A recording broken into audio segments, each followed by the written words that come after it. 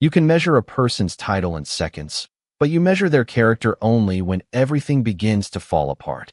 The applause echoed through the glass-walled atrium of Bennett Dynamics as hundreds of employees, investors, and reporters gathered beneath towering LED screens celebrating the company's newest artificial intelligence platform, the project that financial analysts had already called the future of American technology.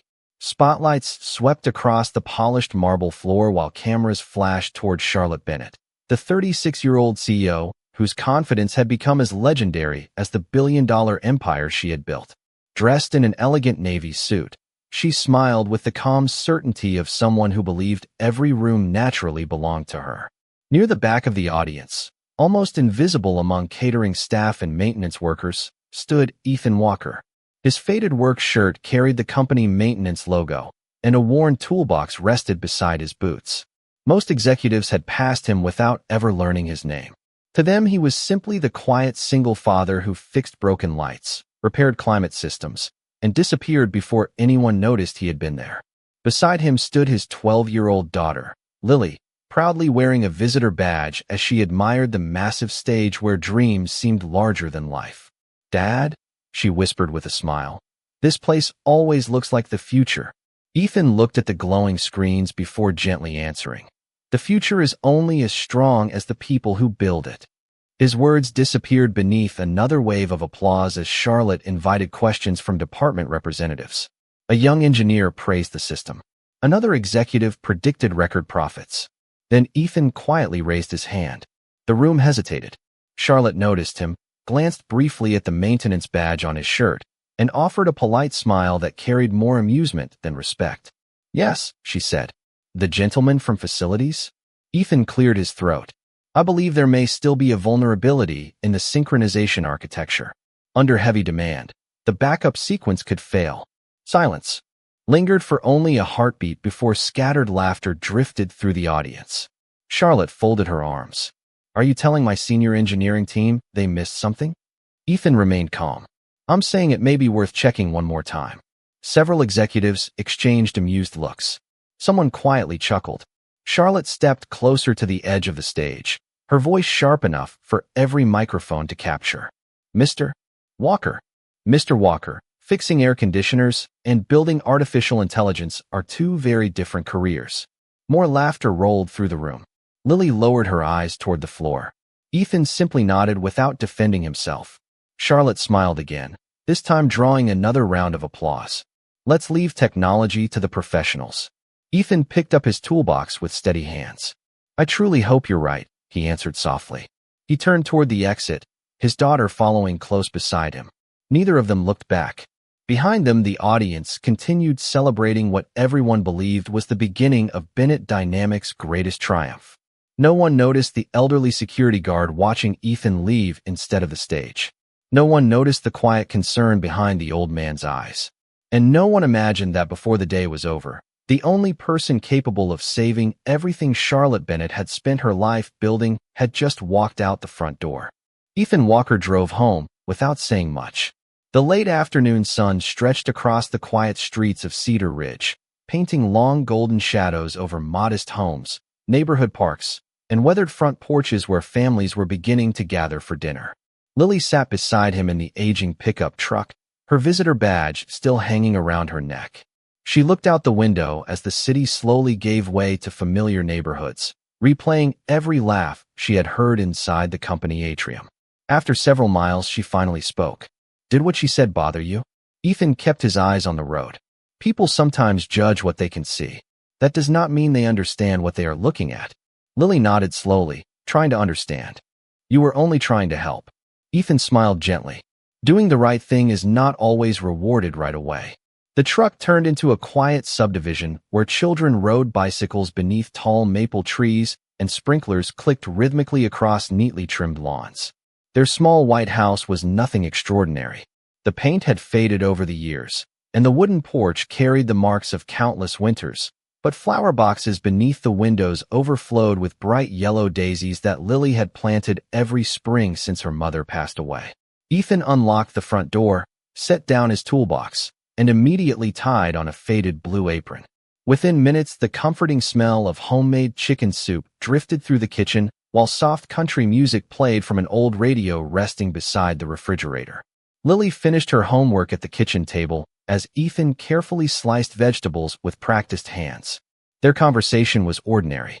They talked about school projects, a coming science fair, and whether the tomato plants in the backyard would survive another week of summer heat.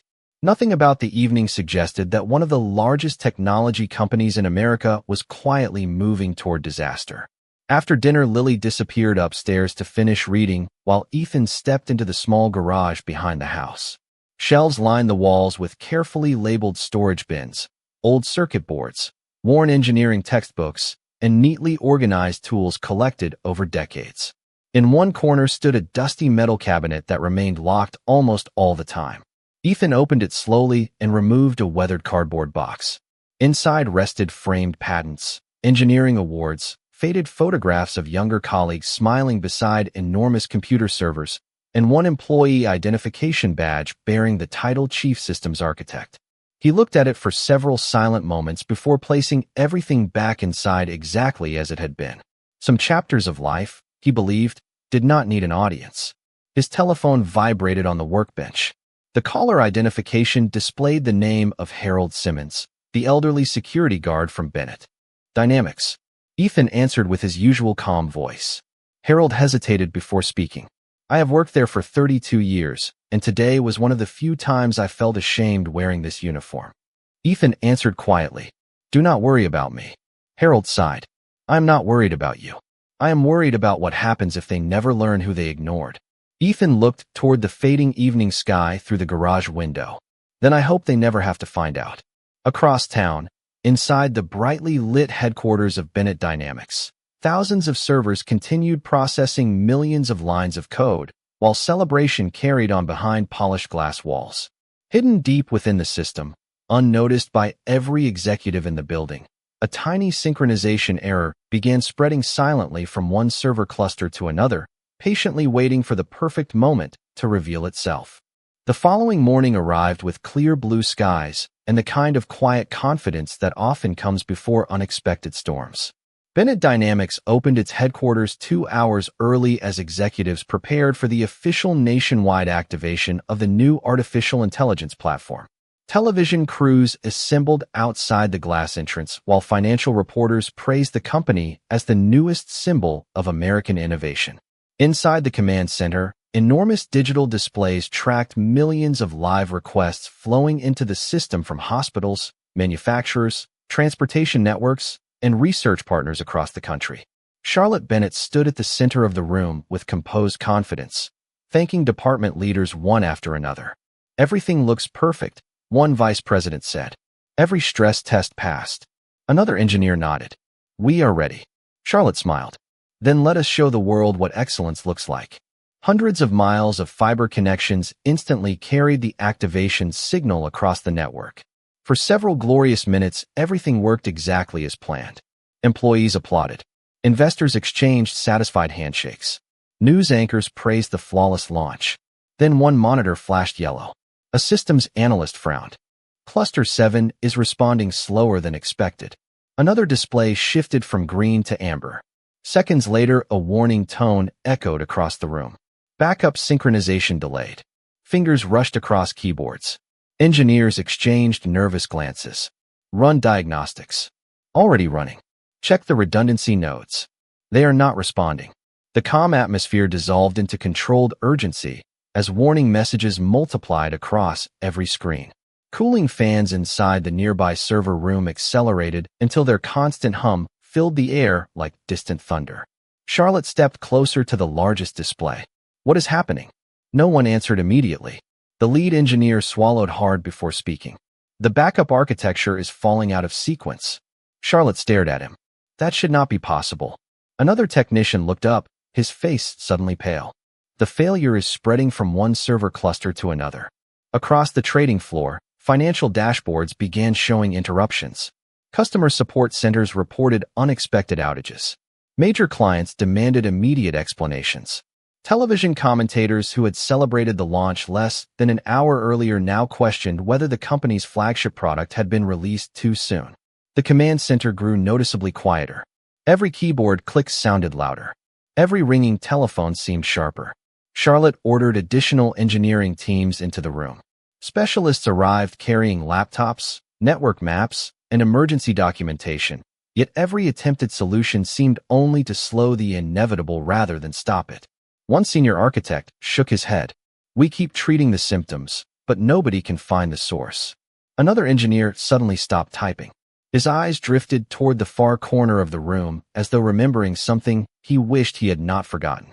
"Yesterday," he said quietly, "someone warned us about a synchronization vulnerability."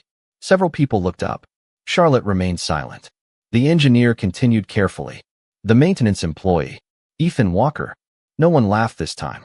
The room remained perfectly still except for the relentless warning tones echoing from the servers. Charlotte lowered her eyes for the briefest moment before looking back at the failing network. Pride urged her to keep searching for another solution. Time quietly whispered that there might only be one. Charlotte Bennett stood motionless as another warning tone echoed through the command center. The confidence that had filled the room only an hour earlier had disappeared beneath anxious whispers and rapidly changing graphs. Every passing minute pushed another major client offline. Every unanswered telephone call represented another damaged relationship that had taken years to build. The enormous digital wall that had celebrated success now displayed cascading alerts in shades of yellow and red. One senior engineer removed his glasses and rubbed his tired eyes. "We have isolated the symptom 5 different times," he admitted quietly. "But the source keeps moving faster than we can contain it." Charlotte crossed her arms, refusing to let panic reach her voice. "Bring in every consultant we have under contract. They are already connected. Then call the software vendor." "Already done." "What are they saying?" The engineer hesitated before answering. "They are asking the same question we cannot answer." Silence settled over the room. The steady hum of cooling systems and the soft clicking of keyboards became the only sounds anyone could hear. Then Harold Simmons, the elderly security supervisor, stepped carefully through the doorway. He almost never entered executive meetings, yet no one stopped him. He looked toward Charlotte with quiet respect. "Ma'am," he said gently, "there is something you should know." Charlotte turned toward him. Harold continued. "Yesterday, Mr. Walker was not trying to embarrass anyone. I have watched him walk these halls for almost 6 years. He never speaks unless he believes it matters." Several engineers exchanged uncertain glances. Charlotte remained silent. Harold lowered his voice. "If he warned you about that system, then he saw something the rest of us missed." One of the oldest architects in the company slowly stood from his chair. His name was Daniel Brooks, and he had helped build the company during its earliest years before retiring into an advisory role. He stared at the system diagrams covering the wall before speaking almost to himself. "There is only one person I have ever met who understood this architecture deeply enough to predict a synchronization failure before it happened." Charlotte looked at him. "Who?" Daniel answered without hesitation. "Ethan Walker." The room froze. Charlotte frowned. "A maintenance employee?" Daniel shook his head. "That is only the job he accepted. It is not who he is." Before anyone could ask another question, another cluster disappeared from the network. Client connections dropped again. An assistant rushed into the room, carrying a tablet. 3 national partners are threatening to suspend their contracts if service is not restored immediately. Charlotte closed her eyes for a brief moment. Pride urged her to keep searching for another answer. Reality offered only one. She picked up her phone and searched Ethan's employee file herself. His address appeared on the screen beside a simple maintenance identification photograph. Nothing in the record hinted at anything extraordinary. No awards. No executive history. No explanation. She slipped the phone into her pocket and reached for her car keys. One vice president stepped forward. "Where are you going?" Charlotte answered quietly. "To ask the only person who warned us before this began." Daniel watched her walk toward the elevator and spoke one final sentence that lingered in the silent room long after the doors closed. "Sometimes the smartest person in a company is the one everyone stopped seeing years ago." Charlotte Bennett had expected to find resentment behind Ethan Walker's front door. Instead, she found the comforting aroma of fresh bread cooling on the kitchen counter, soft country music drifting through the hallway, and the quiet laughter of a father helping his daughter solve a math problem at the dining room table. The modest house felt warm in a way that billion-dollar offices rarely did. Family photographs covered one wall, each one capturing ordinary moments that money could never purchase. Lily looked toward the unexpected visitor with polite curiosity while Ethan calmly closed the workbook and smiled at his daughter. "Would you give us a few minutes?" She nodded, gathered her books, and disappeared upstairs without asking questions. Charlotte remained standing on the porch longer than she intended.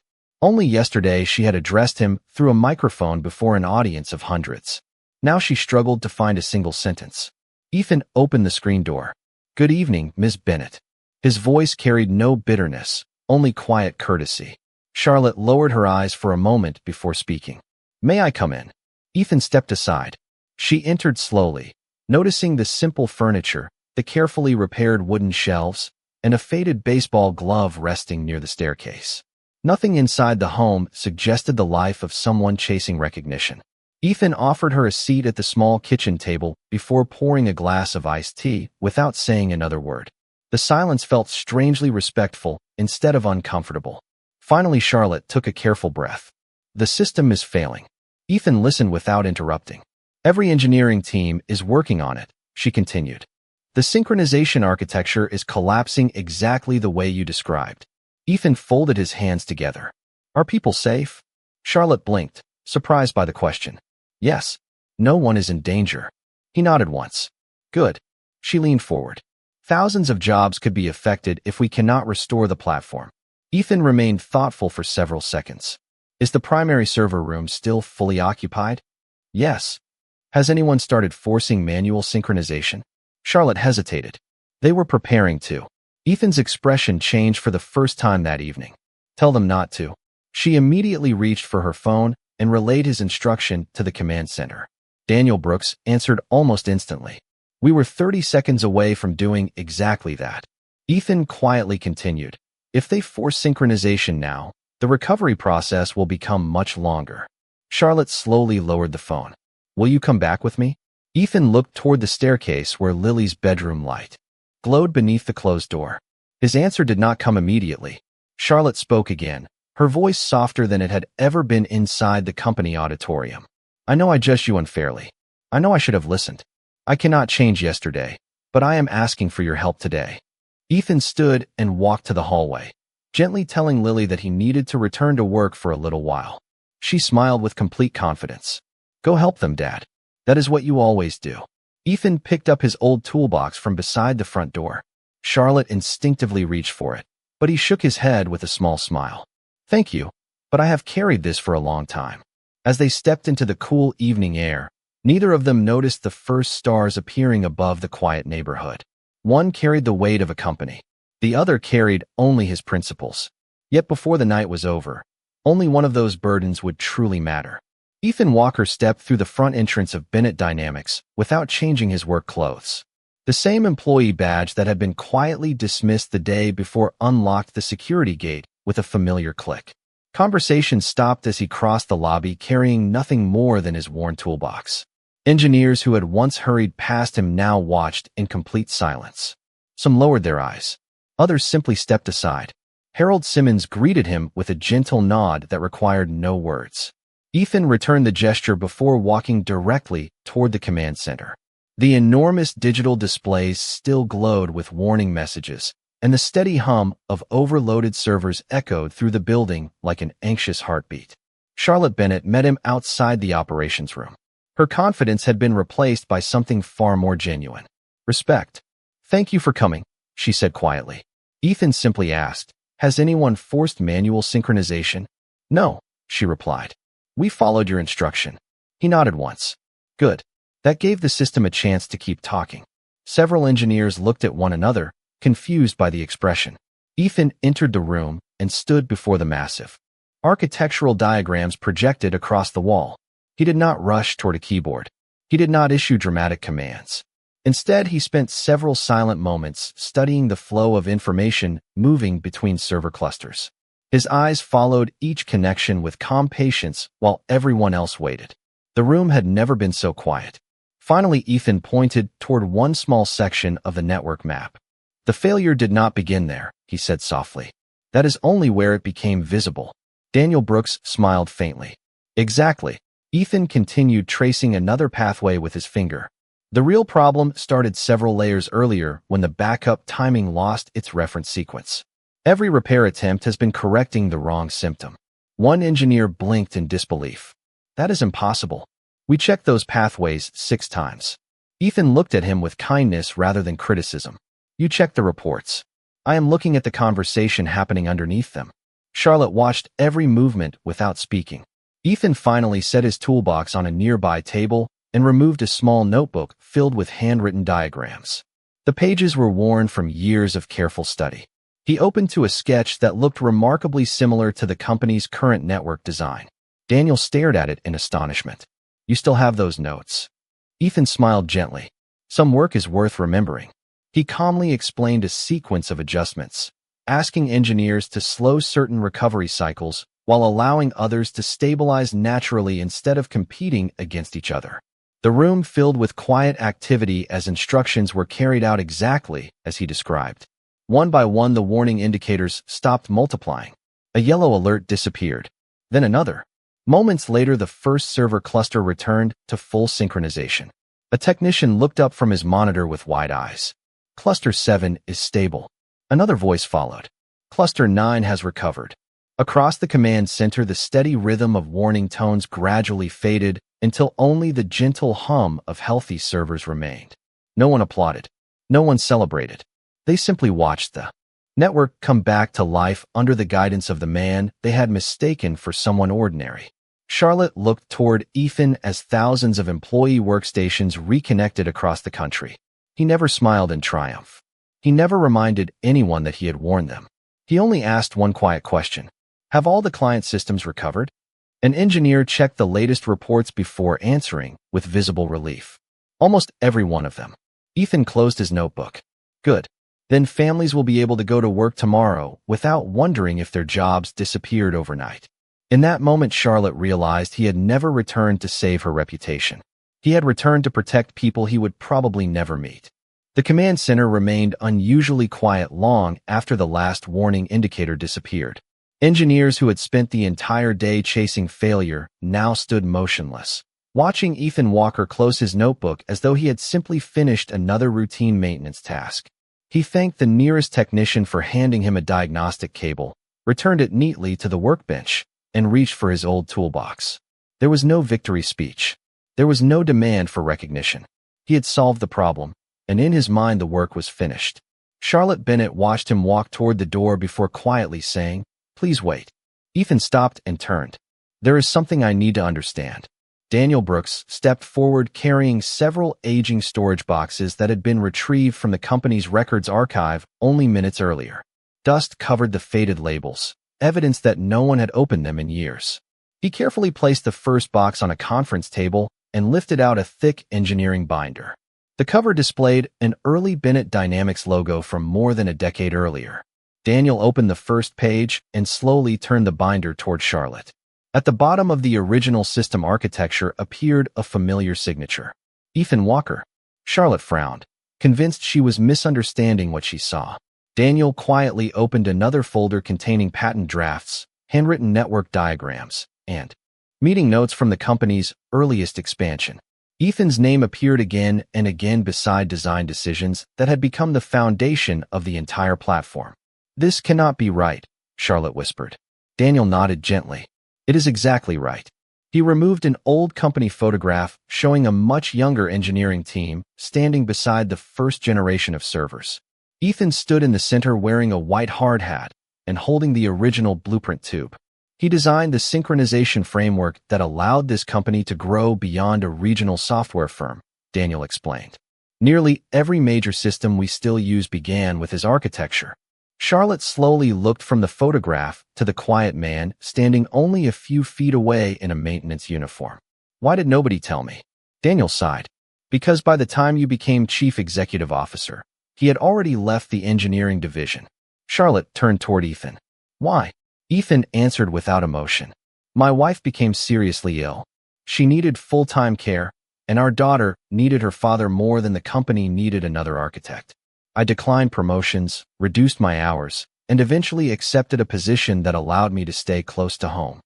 Daniel added softly. After he stepped away, other teams continued developing his work.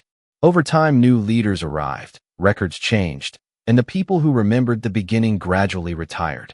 Charlotte lowered her eyes toward the faded documents spread across the table. The foundation of her company's greatest success had never disappeared. It had simply become invisible beneath years of expansion. Ethan quietly closed the final binder and returned it to Daniel with the same care someone might show an old family photograph. "None of that matters tonight," he said gently. "Your employees have work tomorrow, and your customers have businesses depending on them. That is what matters." Charlotte looked around the room. Every engineer was staring at Ethan with an expression completely different from the one they had worn the previous day. No one saw a maintenance worker anymore. They saw the man whose quiet sacrifice had built the ground beneath their own careers, and for the second time in less than 24 hours, the entire room fell into silence. Only this time it was filled not with pride, but with respect. By sunrise the next morning, Bennett Dynamics had restored every major client connection, and the financial headlines that had predicted disaster only hours earlier were now asking a different question. Who had prevented one of the largest technology failures in recent memory? Television trucks gathered outside the headquarters once again, but this time the atmosphere felt entirely different. There was no celebration, only anticipation. Employees filled the company auditorium in respectful silence, while reporters adjusted cameras and executives quietly took their seats. Charlotte Bennett stood alone behind the podium for several long moments before speaking.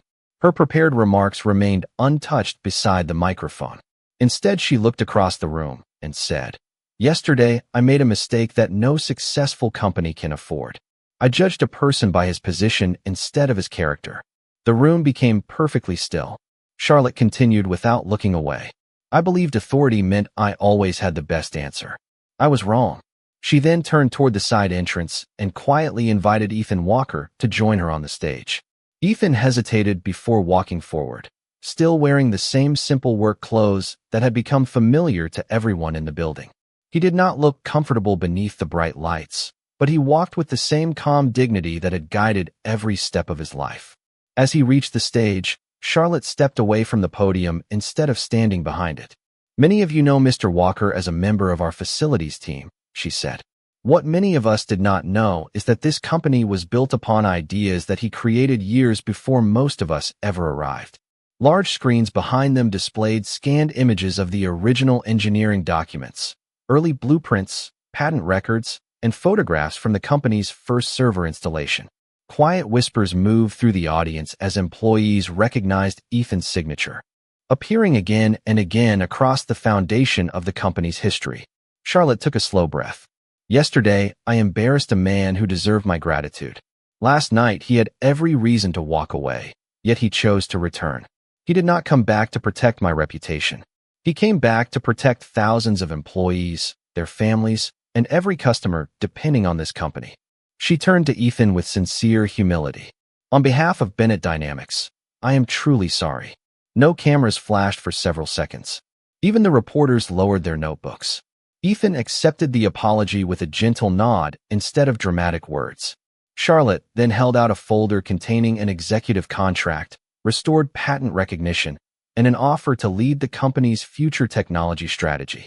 Ethan looked at the documents before quietly closing the folder and placing it back into Charlotte's hands. "The recognition belongs to everyone who continues building with integrity," he said softly. "Titles matter less than the choices we make when other people depend on us." Charlotte looked surprised. "You are declining the position?" Ethan smiled kindly. "My daughter still expects me home for dinner. That is the most important job I have ever been given." A warm ripple of quiet laughter spread across the audience before fading into something far more meaningful. One by one, employees rose from their seats. No one had instructed them to stand. No applause began immediately. They simply stood together in silent respect for the man who had reminded them that greatness was never measured by the office someone occupied, but by the lives someone quietly chose to protect when no one was watching. Several weeks passed, and life slowly returned to its familiar rhythm, but something inside Bennett Dynamics had quietly changed forever. The company introduced a new tradition that every new employee experienced on their first day. Before learning about quarterly goals or financial projections, they were shown the original engineering blueprints that had made the company possible. Beside them hung a simple bronze plaque that read, "The strongest foundations are often built by those who never ask for recognition." Beneath those words appeared the name Ethan Walker, exactly where it had always belonged. Charlotte Bennett insisted that nothing in the company's history would ever again be rewritten for convenience. She removed reserved executive parking spaces, began holding monthly conversations with employees from every department, and made it a personal habit to learn the names of custodians, security officers, receptionists, and maintenance staff before attending leadership meetings. People noticed the difference. The culture slowly changed because respect had become something demonstrated rather than announced. Daniel Brooks retired a few months later with complete peace of mind, knowing the truth had finally found its rightful place. Harold Simmons often smiled whenever he watched new employees stop to read the bronze plaque before entering the main offices. They rarely hurried past it. Most stood quietly for a moment, reflecting on the lesson hidden within those simple words. Ethan accepted none of the executive titles that continued to be offered. He remained a technical advisor whenever the company truly needed him. But every evening, before the sun disappeared beyond the trees, he drove the same aging pickup truck back to the small white house, where Lily waited with stories about school, softball practice, and dreams for the future. To Ethan, those conversations remained more valuable than board meetings or headlines. One Saturday afternoon, months after the crisis, Bennett Dynamics hosted a family open house for employees. Children toured laboratories, explored technology exhibits, and laughed as engineers explained complicated ideas with simple demonstrations. Lily wandered through the main lobby until she stopped in front of the bronze plaque. She carefully traced her father's name with one fingertip before looking up at him with quiet pride. "Now everyone knows what you built," she whispered. Ethan smiled gently and shook his head. "No," he answered. "Now they know what all of us can build when we choose humility over pride and service over recognition." Charlotte happened to hear those words as she walked through the lobby. She did not interrupt. She simply smiled, understanding that the greatest lesson she had learned was never about technology, leadership, or success. It was about character. As families filled the building with laughter and conversation, sunlight poured through the tall glass windows, illuminating the bronze plaque without anyone noticing. There were no dramatic speeches. There were no headlines announcing the quiet miracle that had taken place inside human hearts. There was only a father walking beside his daughter toward the parking lot, carrying the same worn toolbox he had carried for years. Some employees waved. Others thanked him. Ethan greeted each person with the same gentle smile before driving home, leaving behind a company that had finally learned the difference between authority and dignity. And in the peaceful silence that followed, everyone understood the truth that success may build an empire, but only humility can build a legacy that lasts.